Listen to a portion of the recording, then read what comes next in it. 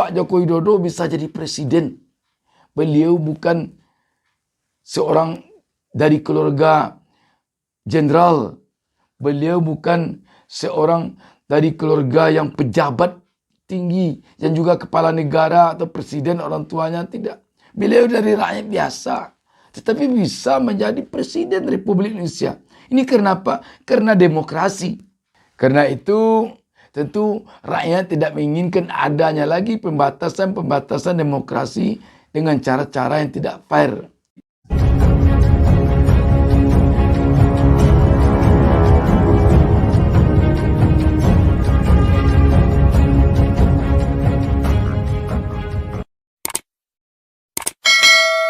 Assalamualaikum warahmatullahi wabarakatuh. Senang sekali kita dapat berjumpa kembali dalam kesempatan ini. Saya mendoakan kepada Allah Subhanahu wa taala, Tuhan Yang Maha Esa, semoga seluruh pemirsa beserta keluarga selalu diberkahi oleh Allah Subhanahu wa taala, dan semoga kita diberinya petunjuk ke jalan yang benar. Sahabat BN, ini ada sebuah berita yang menarik untuk coba kita bahas pada kesempatan ini. CNN Indonesia menurunkan berita di bawah judul Nasdem .2 Pemda cabut izin safari Anies di Aceh dan Jabar. Jakarta, CNN Indonesia. Sejumlah daerah disebut telah mencabut izin safari Anies Baswedan sebagai calon presiden yang didukung Nasdem. Ya, memang ada. Sebelumnya sudah keluar izin tapi habis itu dicabut sama pihak Pemda, kata Ketua DPP Partai Nasdem Willy Aditya saat dihubungi Rabu 30 November. Insiden pencabutan izin terjadi di Aceh dan dua daerah di Jawa Barat, yakni Tasikmalaya dan Ciamis. Di Aceh, Anies rencananya akan menggelar acara di Taman Ratu Safiatuddin, Banda Aceh. Untuk kegiatan di Ciamis dan Tasikmalaya, Willy menyebut ada pihak yang meminta agar izin penggunaan lokasi dua wilayah tersebut juga dicabut. Namun, dia enggan mengungkap pihak yang meminta pencabutan izin.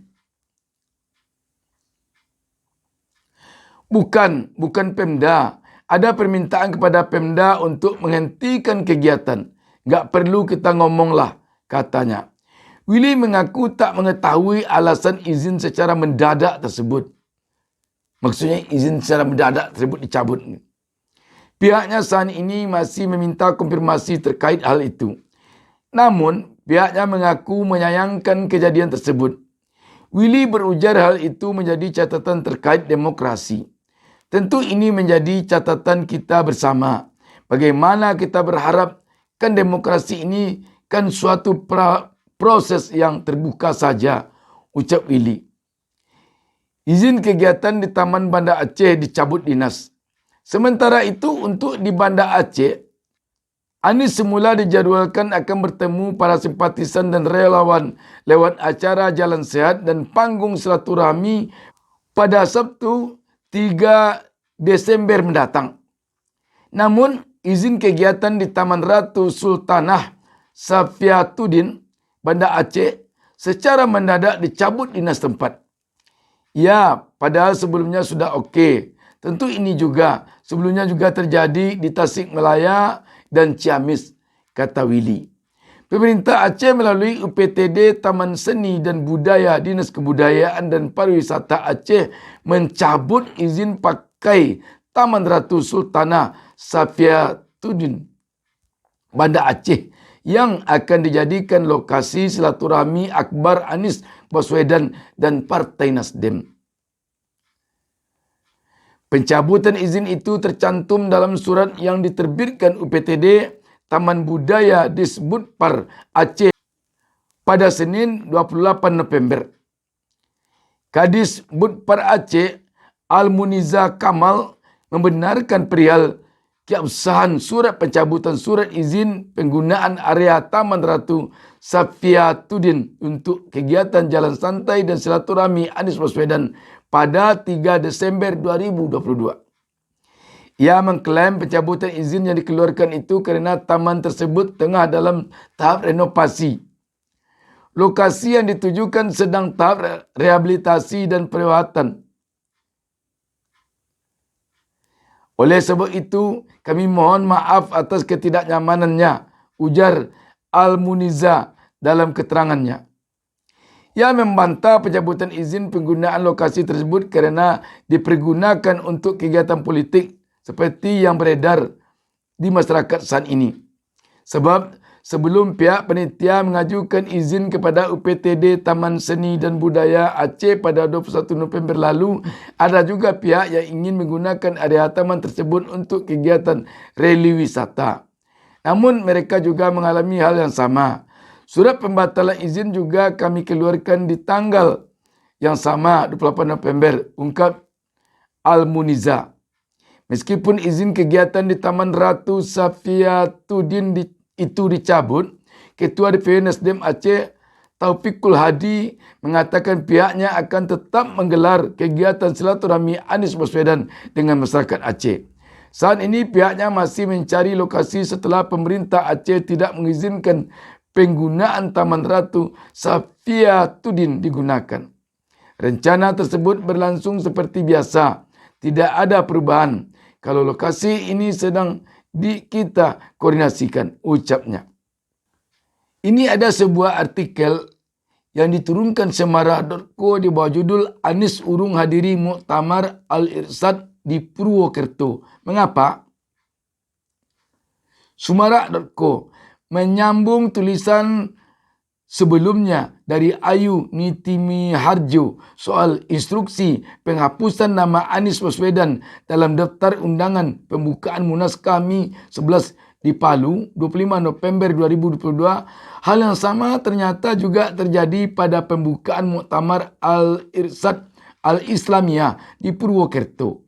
Kejadian tersebut persis 2 hari sebelumnya, tepatnya 23 November 2022, Anies Baswedan sebelumnya telah lama diundang sebagai keynote speaker pada pembukaan muktamar. Tapi Anies ternyata batal menghadiri muktamar ini. Mengapa? Ternyata ada intervensi dari aparatur pemerintah terhadap Al-Irsyad untuk membatalkan undangan terhadap Anies. Lain kami, lain pula Al-Irsyad. Jika kami tetap kekeh pada pendirian, pengurus Al-Irsyad memilih untuk tunduk pada intervensi. Al-Irsyad takut dan memutuskan membatalkan undangan kepada Anies Baswedan, lalu menggantikannya dengan mengundang Ganjar Pranowo. Alasan pun dibuat kerana acara muktamar berada di Purwokerto, maka Gubernur Jawa Tengah yang lebih pas diundang menghadiri acara. Menarik untuk kita perbincangkan kerana ini menyangkut persoalan berdemokrasi di negara yang demokrasi ini. Demokrasi kita yang telah tumbuh berkembang seperti sekarang ini setelah diperjuangkan oleh pejuang-pejuang reformasi di tahun 97-98 dulu dengan penuh pengorbanan kerana selama 32 tahun negara kita berada di dalam diktatorian rezim Orde Baru yang kala itu memang demokrasi benar-benar merasa terkekang, terkungkung. Sekarang setelah demokrasi kita tumbuh dan berkembang sedemikian rupa, tentu kita tidak ingin demokrasi kita ini kembali lagi kepada demokrasi di era Orde Baru. Larang-melarang tokoh yang berbeda dengan penguasa, dengan pemerintah untuk tidak hadir di suatu tempat, untuk tidak berbicara. Itu adalah gaya-gaya Orde Baru. Saya masih ingat pada suatu kali pemilihan umum, saya ditugaskan redaksi untuk meliput acara kampanye PDI waktu itu. Tim kampanyenya datang dari pusat, dari DPP PDI.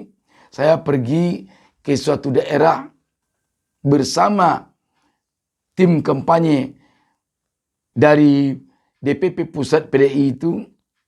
Begitu sampai di lapangan, kampanye tidak jadi. Kenapa bisa tidak jadi kampanye? Karena tiba-tiba izin pengguna lapangan itu batal. Kita tentu bergembira, kita berada di negara demokrasi.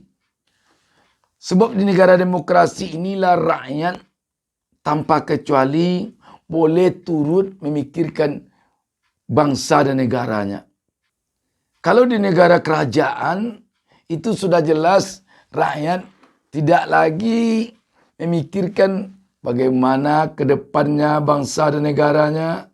Tidak perlu lagi. Sebab itu telah ada ketentuan bahwa kalau soal suksesi kepemimpinan, itu telah ada yang mengatur bahwa terus dari keluarga kerajaan.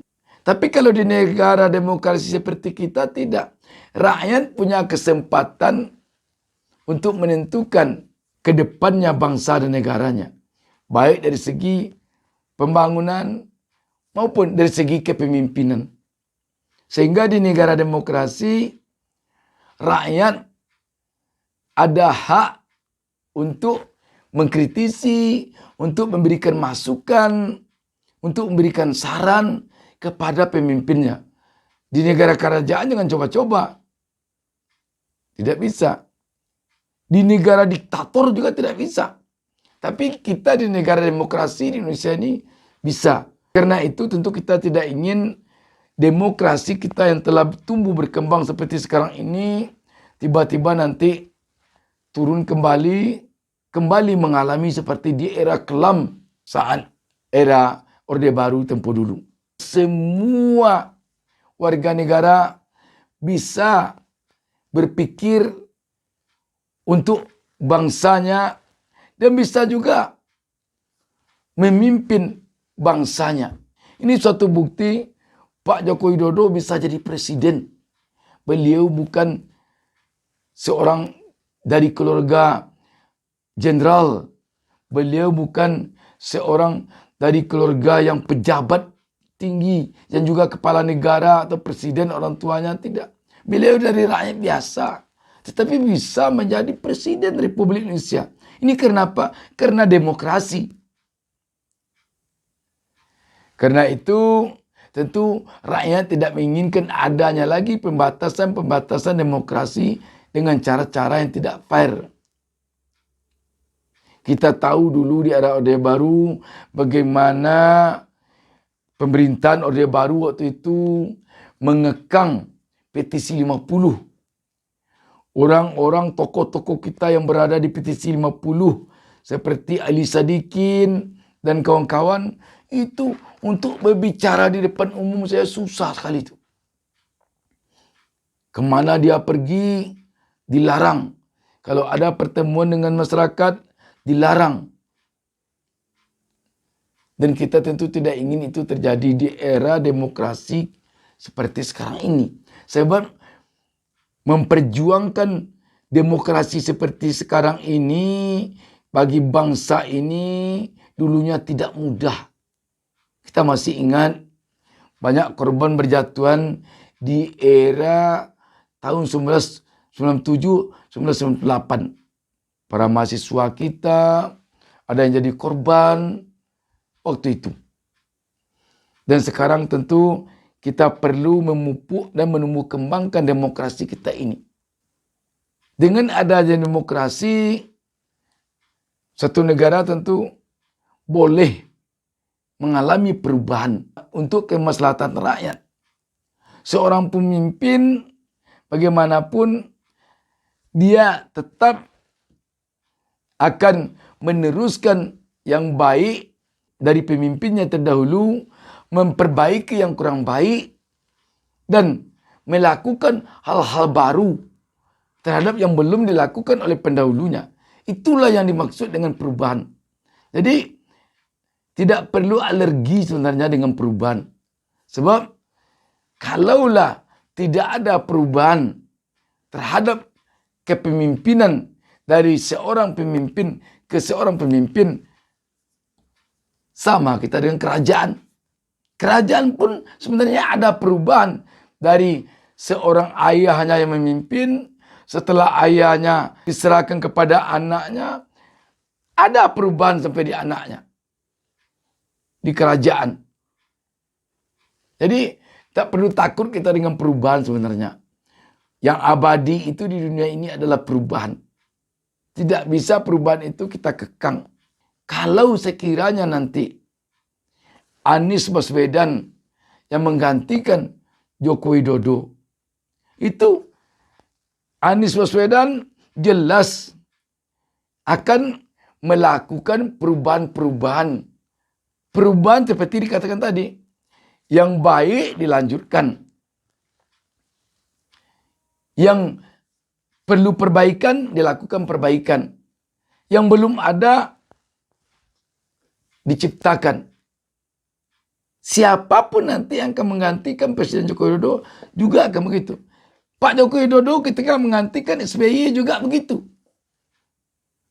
Pak Joko Widodo tidak melakukan perubahan total terhadap apa yang dilakukan oleh SBY. Tapi ada yang dilanjutkan, ada yang diperbaiki, dan ada juga yang diciptakan hal-hal baru. Siapapun yang ingin maju sebagai capres, sebagai cawapres, sebaiknya tentu dipersilakan dan dilayani nanti oleh KPU. Yang penting dia sesuai dengan peraturan perundang-undangan yang berlaku. Siapapun, dari kalangan manapun.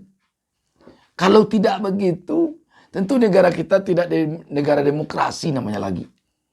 Kalau harus ini yang boleh maju, yang ini tidak boleh maju, negara kerajaan mungkin namanya lagi. Di negara kerajaan kan yang menggantikan raja tidak boleh masyarakat luas. Masyarakat luar dari keluarga kerajaan. Harus dari keluarga kerajaan. Sehingga yang bersaing di kerajaan itu adalah keluarga kerajaan. Bukan tidak ada persaingan juga. Ada juga tapi dalam keluarga kerajaan. Dan biasa tidak ikut-ikut campur. Tetapi di negara demokrasi seperti negara kita, itu semua rakyat boleh. Demikian, terima kasih. Wassalamualaikum warahmatullahi wabarakatuh. Jangan lupa subscribe.